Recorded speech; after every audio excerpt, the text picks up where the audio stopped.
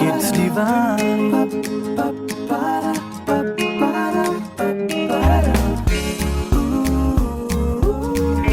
Kids Divine.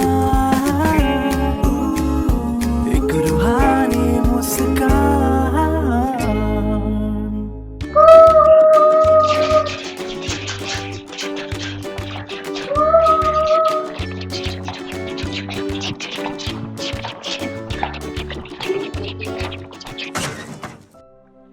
दीदी देखो, हमारी ट्रेन फिर से गिर गई। अच्छा, चलो मैं देखती हूँ।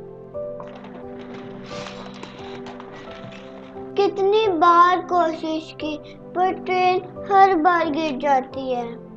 अगर कोई बोगी इंजन से अलग होती है तो क्या वो अपनी डेस्टिनेशन पर पहुंच पाती है? नहीं, स्टेशन तो दूर रहा, वो बोगी अपने जगह से हिल भी नहीं पाएगी। तो आपकी जो रेलगाड़ी है उसके बोगी और इंजन में कनेक्शन होना जरूरी है, तभी सारी बोगी स्पीड से आगे बढ़ती जाएंगी।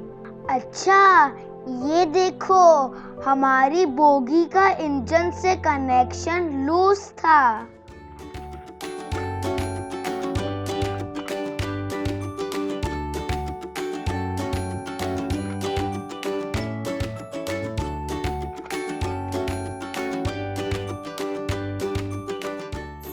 अब रेलगाड़ी चल पड़ी। ये मुझे लगता है हमें इस ट्रेन को यूनिटी ट्रेन बुलाना चाहिए, क्योंकि सारी बोगीज एक साथ जुड़ी हैं, तभी ये ट्रेन आगे बढ़ पाई। बिल्कुल, इसी तरह से हमारी लाइफ का इंजन निरंकार है।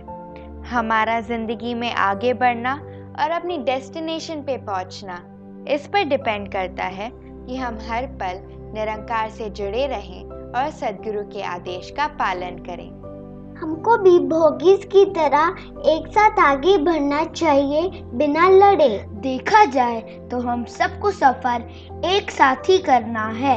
अगर हम अच्छे से रहें तो सफर अच्छा होता है, नहीं तो सब सफर करते हैं। स्मार्ट। एक हिंदी का सफर और एक इंग्लिश का सफर, और निरंकार के इंजन से जुड़े रहेंगे तो फिर लड़ाई कैसी, है ना? अच्छा, क्या आपको पता है कि पहली रेलगाड़ी कब चली थी? मुझे पता है, 27 सितंबर 1825 में पहला लोकोमोटिव इंजन इंग्लैंड में 450 लोगों को लेकर चला था। आज पूरी दुनिया में रेलवे नेटवर्क फैला हुआ है, चाहे वो इंडिया हो या यूएई या इंग्लैंड। इतना विशाल पटरियों का जाल बिछाने के लिए कितनी मेहनत लगी होगी ना? कोई भी बड़ा काम करने में मेहनत तो लगती ही है।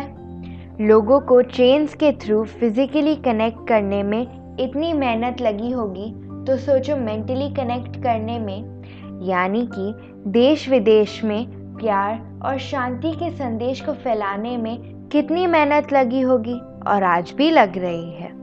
1929 से लेकर बहुत संतों ने कई कठिनाइयाँ देखी, लेकिन वो निरंकार से जुड़े रहे, और आज उनके ही एफर्ट से संत निरंकारी मिशन का पैगाम दुनिया भर में फैला हुआ है। So let's go in the past and see how Baba Gurbachan Singh Ji started this journey.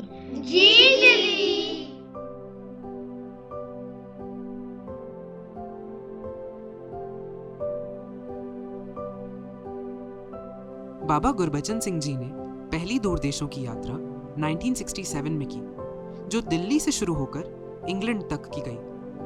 Delhi से निकलकर प्रचार टोली ईरान की राजधानी तेहरान पहुंची। वहां एक हफ्ता रुककर प्रचार किया।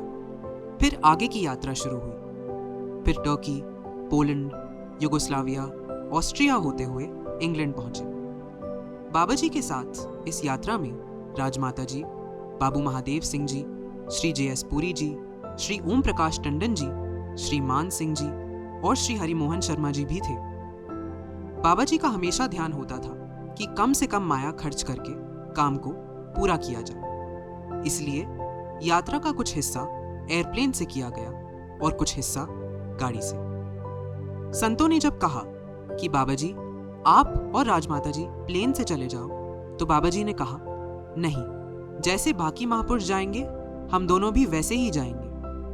बाबा ji always taught that we should value each penny and spend it wisely. इस तरह से बाबा जी ने अपने जीवन से हमें सिखाया कि कम साधनों में भी बड़े बड़े काम किए जा सकते हैं और साथ ही सीमित साधनों में सेवा की माया का ठीक उपयोग करते रहना चाहिए। कैसी भी मुश्किलें आईं, लेकिन बाबा जी ने हर परिस्थिति का सहजता से सामना किया और सबको यही सिखाया। तेहरान पहुंचने पर बाबा जी के आदेश अनुसार एक सेकंड हैंड वैन, एक टेंट, एक चूल्हा और कुछ बर्तन भी खरीदे गए। दिन भर सब सफर करते थे। रास्ते में महंगे महंगे होटलों की बजाय ब्रेड रोटी जहां मिलनी ले लेनी और राजमाता जी ने दाल सब्जी बना देनी। रात को बाबा जी और राजमाता जी वैन में सोते थे और बाकी महापुरुष टेंट लगाकर सो जाते थे। महापुरुषों ने कहा भी कि आप और राजमाता जी होटल्स में रुक जाओ, पर बाबा जी ने बोला कि जितने पैसे होटल में देंगे उतने में गाड़ी का पेट्रोल डालकर आगे पहुंच जाएंगे और अगर होटल जाना भी है तो सब इकट्ठे जाएंगे। युगोस्लाविया के रास्ते में एक बार ब्रेड खरीदी जो काफी सख्त हो गई थी। 3-4 दिन में ब्रेड इतनी ज्यादा सख्त हो गई कि आसानी से टूटती भी नहीं थी। उस समय महापुरुष किसी भी शहर से काफी दूर थे और टेंट लगा के ही रात बितानी थी। बाबा जी ने लंबी ब्रेड के 6 से 7 टुकड़े करके सबको एक एक टुकड़ा पकड़ा दिया और साथ में चाय बनाने के लिए बोला। पूरी साहब ने ब्रेड को खाने के बजाय अपने ओवरकोट में छुपा लिया और चाय पीनी शुरू कर दी। बाबा जी ने अपनी ब्रेड को चाय में डुबाकर खाते हुए बोला, पूरी साहब, ब्रेड को चाय में डुबोकर खाओ, बड़ा आनंद आएगा। पूरी साहब ने जब ब्रेड को चाय में डुबोकर खाया तो ये फील किया कि भोजन जिस भावना से खाया जाता है वैसा ही स्वाद और शक्ति देता है। एक जगह पहुंचकर पैसे खत्म हो गए और गाड़ी में पेट्रोल डलवाना था। पेट्रोल स्टेशन पर पहुंचकर बाबा जी ने पहले ही ये पेट्रोल भरने वाले को बता दिया कि हमारे पास पैसे नहीं हैं, आप पेट्रोल डाल दो, हम वापस आते हुए पैसे दे देंगे। पेट्रोल स्टेशन वाले ने पेट्रोल डाल दिया। वापसी में उसी जगह रुके और बाबा जी ने पहले डाले पेट्रोल के पैसे भी दिए तो पेट्रोल स्टेशन के मालिक ने हाथ जोड़ दिए कि पीठ से पैसे नहीं लूंगा।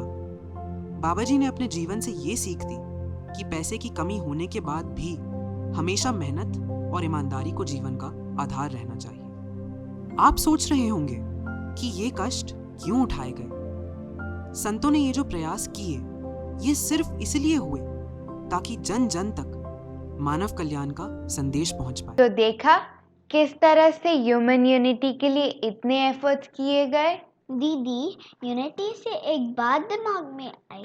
कल स्कूल में हमारी टीचर बता रही थी कि यूएई में यूनिटी और टॉलरेंस की बहुत इम्पोर्टेंस है।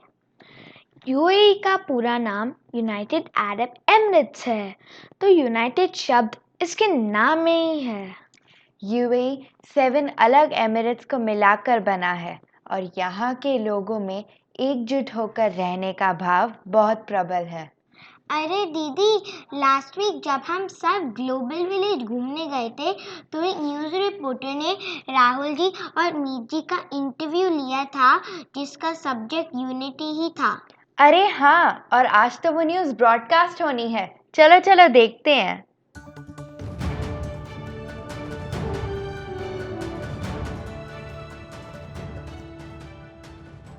हेलो दोस्तों, सैर सपाटा न्यूज़ आवर में आज हम बात करेंगे यूएई और यहाँ के कल्चर के बारे में। यूएई एक ऐसा देश है जहाँ 200 से भी ज़्यादा नेशनैलिटीज़ के लोग एक साथ रहते हैं। यूएई में सहनशीलता के कई उदाहरण देखने को मिलते हैं, जिनमें से एक प्रैक्टिकल एग्जाम्पल हमने देखा जब गवर्नमेंट ने यहाँ की एक प्रसिद्ध मस्जिद शेख मोहम्मद बिन जायद मॉस्क का नाम बदलकर मरियम ऐसा कर दिया, जो कि Mary the mother of Jesus का अरबिक ट्रांसलेशन है। यूएई के ये इंटरेस्टिंग फैक्ट्स जान लेने के बाद आइए अब नज़र डालते हैं यूएई के फेमस और इंटरेस्टिंग टूरिस्ट स्पॉट्स की ओर। तो चलते हैं सीधे ही हमारे रिपोर्टर भावनीश के पास। शुक्रिया पलक। जैसा कि आप देख रहे हैं मेरे पीछे यूएई का एक ऐसा टूरिस्ट स्पॉट है जो बहुत प्रसिद्ध है और बहुत मज़ेदार भी। जी हाँ, मैं बात कर रहा हूँ ग्लोबल विलेज की। यहाँ करीब करीब 90 देशों के कल्चर्स को एक साथ देखा जा सकता है। आइए इसके बारे में और जानते हैं और पूछते हैं यहाँ आए लोगों से कि उनका क्या कहना है। हाँ जी, आपको ग्लोबल विलेज में क्या खास लगता है? यहाँ बहुत सारी कंट्रीज़ के पवेलियन है जो बहुत ही मज़ेदार है और ऐसा लगता है कि एक ही दिन में हमने कई कंट्रीज़ घूम ली। वाह, ये भाई साहब तो सस्ते में वेकेशन मना रहे हैं। हाँ जी, आप यहाँ क्या करने आए हैं? यहाँ बहुत से एंटरटेनमेंट शोज होते हैं और एक्साइटिंग राइड्स है। और हाँ, not to forget the shopping and food. Looks like there is unity and diversity and that too in such a small place. तो देखा आपने किस तरह ग्लोबल विलेज एक लाइव एग्जाम्पल है जहाँ इतने सारे लोग और अलग अलग कल्चर्स एक साथ हैं पर फिर भी इतना मज़ा और इतना एक्साइटमेंट है। मैं भावनीश कैमरामैन स्नेहा के साथ सैर सपाटा के लिए। धन्यवाद। शुक्रिया भावनीश। इसके बाद सीधे ही चलते हैं हमारी रिपोर्टर चांदनी के पास और देखते हैं वो हमें यूएई में कहाँ लेकर जा रही हैं। हेलो दोस्तों, मैं आज आपको यूएई की एक ऐसी रोमांचक टूरिस्ट प्लेस पर लेकर आई हूँ जहाँ हिस्ट्री और फ्यूचर का मिलन है, जहाँ ओल्ड और न्यू का ब्लेंड है। जी दोस्तों, मैं इस वक्त मौजूद हूँ ठीक दुबई फ्रेम के आगे। ये दुनिया का सबसे बड़ा पिक्चर फ्रेम है। यहाँ पर पुराने और नए दुबई शहर को एक ही फ्रेम में देखा जा सकता है। इस तरह से ये हमारे सामने एक मिसाल खड़ी करता है और हमें यह सीख देता है कि पुरानी और नई पीढ़ी को एक साथ रहकर आगे बढ़ना चाहिए। मैं चांदनी कैमरामैन राहुल के साथ सैर सपाटा के लिए। शुक्रिया चांदनी। तो ये था हमारा आज का सैर सपाटा न्यूज़ आवर। अगले हफ्ते फिर मिलेंगे। धन्यवाद। वाह दीदी, आज हमने यूए के बारे में कितना कुछ जाना। दीदी, क्या बाबा गुरबचन सिंह जी की यूरोप यात्रा दुबई से भी होकर निकली थी? इसके बारे में जानने के लिए तो बेस्ट पर्सन हमारे गुरनाम अंकल जी हैं। चलो कल उनसे चल के मिलेंगे। जी, welcome welcome welcome welcome welcome. Uncle, हमें आप पुराने दुबई के बारे में कुछ बता सकते हैं? क्या पूछना चाहते हो पुराने दुबई के बारे में? यहाँ पर संगत कैसे स्टार्ट हुई थी? हाँ, संगत के बारे में पूछना चाहते हो। 1976 में राजमाता जी और बाबा गुरबचन सिंह जी दुबई में आए थे। लंदन से उनकी यहाँ पर फ्लाइट थी। 10 बजे का टाइम था, दास को अभी तक याद है। और हमने रिसीव किया और नेक्स्ट डे जो था वो सत्संग का आयोजन हुआ। और गर्मी का बहुत महीना था, एकदम जून जुलाई अगस्त का महीना था, बहुत गर्मी थी। और महापुरुष भी चल के आते थे क्योंकि गाड़ी किसी के पास थी नहीं।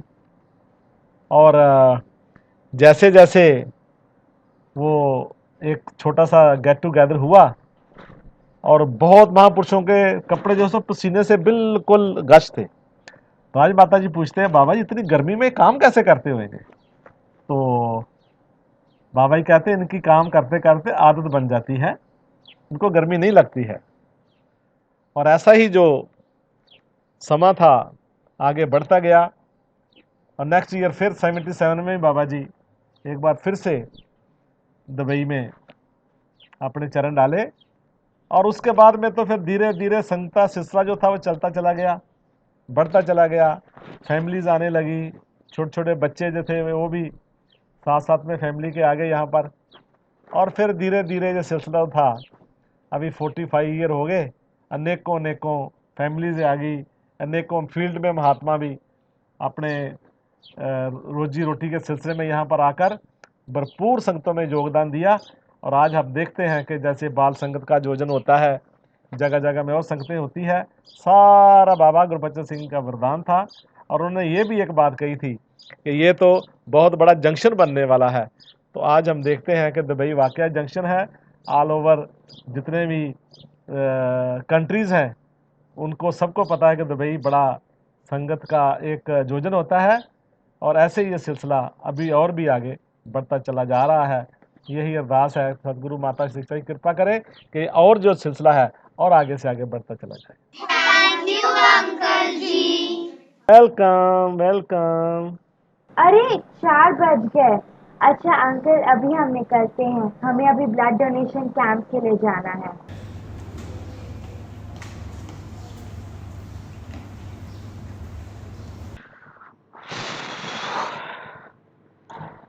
फाइनली आज पहली बार ब्लड डोनेट करके लग रहा है कि from now on I have one more opportunity to serve humanity.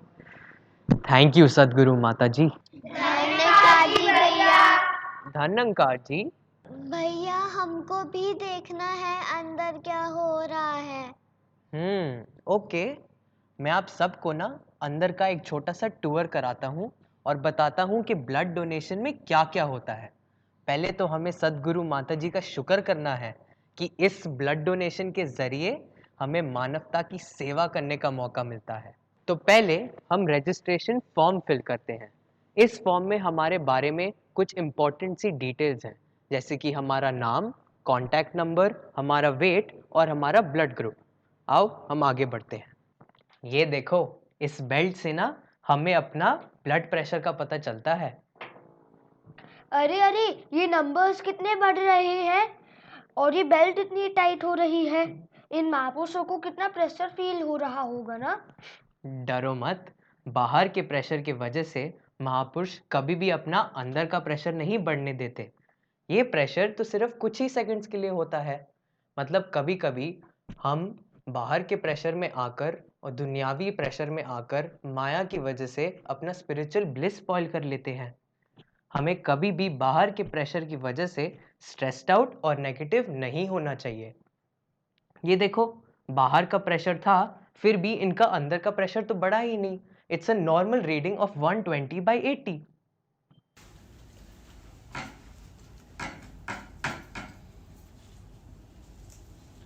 Small break, okay?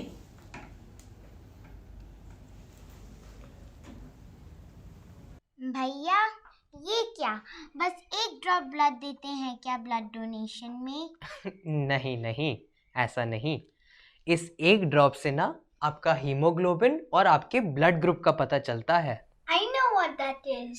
Haemoglobin हमारे शरीर में ऑक्सीजन ट्रांसपोर्ट करने का काम करता है। अगर हीमोग्लोबिन कम होता है तो हमें चक्कर आते हैं। यस, अगर हमारे हीमोग्लोबिन का लेवल थोड़ा सा भी कम या ज़्यादा होता है तो हम ब्लड डोनेट नहीं कर सकते।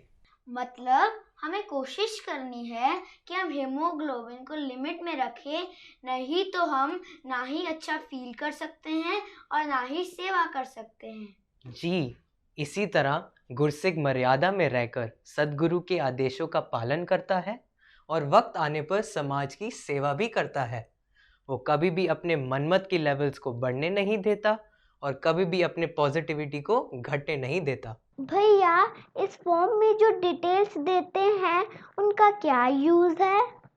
इस फॉर्म से हॉस्पिटल को हमारी जानकारी होती है और अगर फ्यूचर में हॉस्पिटल को हमारी ब्लड की ज़रूरत हो तो वो हमें कांटेक्ट भी कर सकते हैं। ये क्या भैया, इन महापुरुषों के पास तो 0 ब्लड है, यानी नो ब्लड, तो ये डोनेट क्या करेंगे? नहीं नहीं, ये 0 नहीं, ब्लड ग्रुप O है। लेकिन क्या आप सबको पता था पहले ब्लड ग्रुप O का नाम भी 0 ही था? भैया 0 से याद आया, हमने बाल संगत में भी सीखा था कि संत महापुरुष अपनी वैल्यू के बारे में अभिमान नहीं करते। 0 की तरह जरूरत आने पर दूसरों की वैल्यू बढ़ाते हैं। जैसे 1 से बना 10, 10 से बना 100, 100 से बना 1000। मैंने तो ऐसा सोचा ही नहीं, बट यस, हमें भी 0 की तरह हम्बल रहना चाहिए। पता है, मैं जब सेवा करती थी तो मुझे लगता था कि मैं कितनी अच्छी हूँ, पर अब मुझे ये समझ आया कि सेवा भी तो सद्गुरु ने दी है, तो इसमें क्या अभिमान है। हाँ जी, हमें सिर्फ शुक्राना करना है। अभी सारे टेस्ट हो गए तो अभी महापुरुष अपना ब्लड डोनेट कर सकते हैं।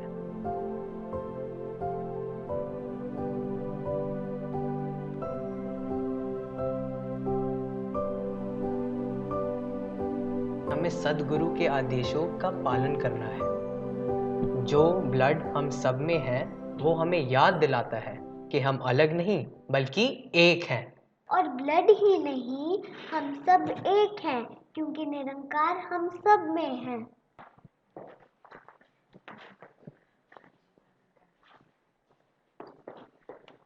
ओह, इन महापुरुषों को क्या हुआ? ये इतने वीक क्यों लग रहे हैं? ये बहुत नॉर्मल है। कभी कभी ब्लड डोनेशन के बाद ऐसा हो जाता है। There is no need to worry, just eat healthy and recharge yourself. Thank you भैया। वैसे मेरे मन में एक सवाल है, क्या आपको पता है कि संत निरंकारी मिशन में पहली बार ब्लड डोनेशन कैंप कब और कैसे हुआ था? जरूर, चलो अब हम जानते हैं इसके बारे में यस्टरईयर से। हेलो दोस्तों, आपका दोस्त मिस्टर यस्टरईयर हाजिर है अप्रैल मंथ के इंटरेस्टिंग फैक्ट्स लेकर। क्या आप जानते हैं 22 अप्रैल 1947 को बाबा गुरबचन सिंह जी की शादी राजमाता कुलवंत कौर जी के साथ हुई। अप्रैल 1957 को संत निरंकारी सेवादल कमेटी का गठन हुआ। 24 अप्रैल 1980 को बाबा गुरबचन सिंह जी ने मानवता की खातिर अपना बलिदान दिया। उसके बाद से हर वर्ष ये दिन निरंकारी मिशन में मानव एकता दिवस के रूप में जाना जाता है और इस दिन एक विशाल समागम का आयोजन कर हम बाबा गुरबचन सिंह जी महाराज और चाचा प्रताप सिंह जी के जीवन से प्रेरणा लेते हैं। और अप्रैल 1986 से हर साल इस दिन देश और विदेश में जगह जगह ब्लड डोनेशन कैंप्स आयोजित किए जाते हैं।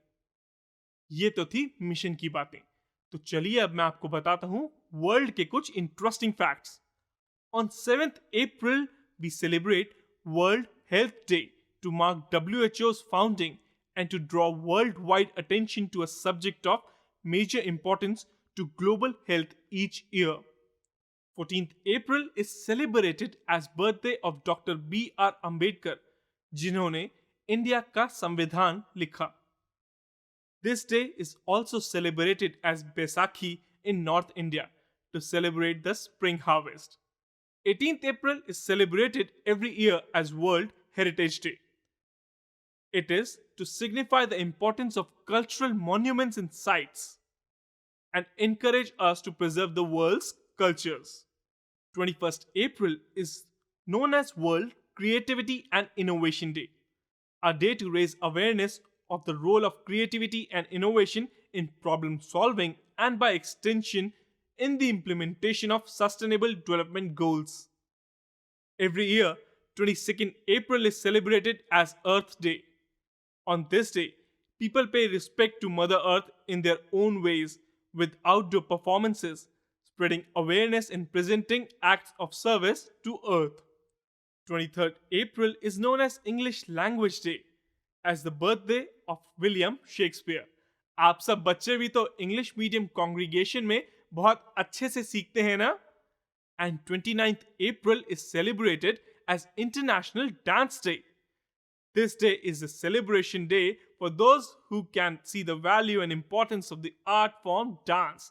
आप सब बच्चे भी तो जब डांस की वीडियोस हमारे साथ शेयर करते हैं तो वो स्किल सिटी में हम सब देखते हैं। इस बार का एपिसोड दुबई की टीम ने बनाया है और दुबई के फैक्ट्स तो हम इस पूरे एपिसोड में सीख ही रहे हैं। तो दोस्तों, ये तो थे अप्रैल के फैक्ट्स। अब मैं आपसे मिलूंगा नेक्स्ट मंथ मई में। अच्छा, एक बात बताओ, जब आप वीक या स्ट्रेस्ड फील करते हो तो आप अपने आप को रिचार्ज करने के लिए क्या करते हो? मैं अपने आप को बोलता हूँ कि all is well, all is well. मैं एक लंबी सांस लेती हूँ और सिमरन करती हूँ, तू ही निरंकार, तू ही निरंकार, मैं तेरी शरणा, मैं तेरी शरणा, मैनू बख्श लो, मैनू बख्श लो। रहमतें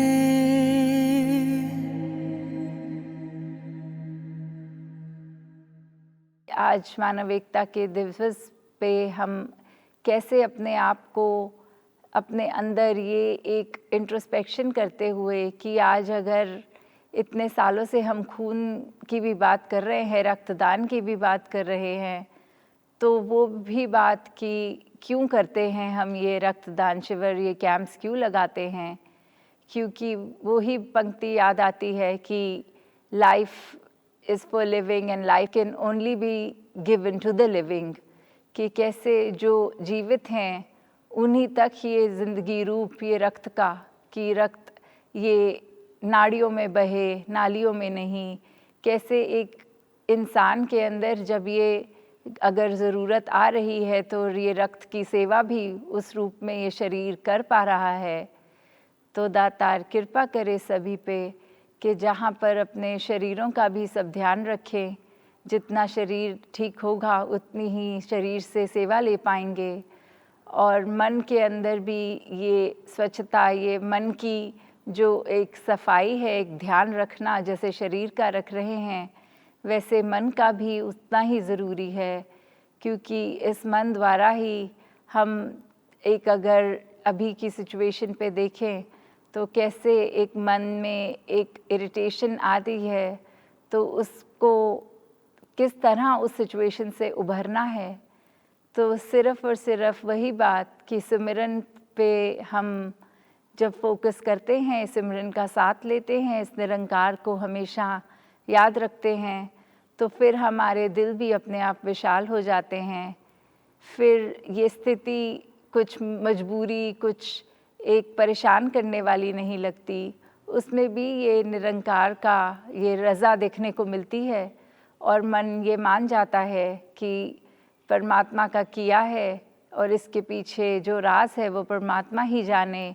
फ़िलहाल हमें उस पे इस तरह से बेचैन नहीं होना, हमें सिर्फ़ और सिर्फ एक पॉजिटिव खुद भी होना है, और आसपास घर में जो सब हैं उनको भी उस तरह पॉजिटिव करना है कि संसार भर में ये एक दातार परमात्मा निरंकार जो है ही इस ब्रह्मांड में, कैसे वो एक एहसास हम जब रखते हैं तो हमारा जीवन भी खुद ब खुद वो भक्ति का मार्ग एक बन जाता है इस ब्रह्म ज्ञान के साथ। तो दातार कृपा करे सभी पे कि सेवा सिमरन सत्संग द्वारा हम अपने जीवन को आगे से आगे बढ़ाएं। साथ संगत जी, धन्यवाद।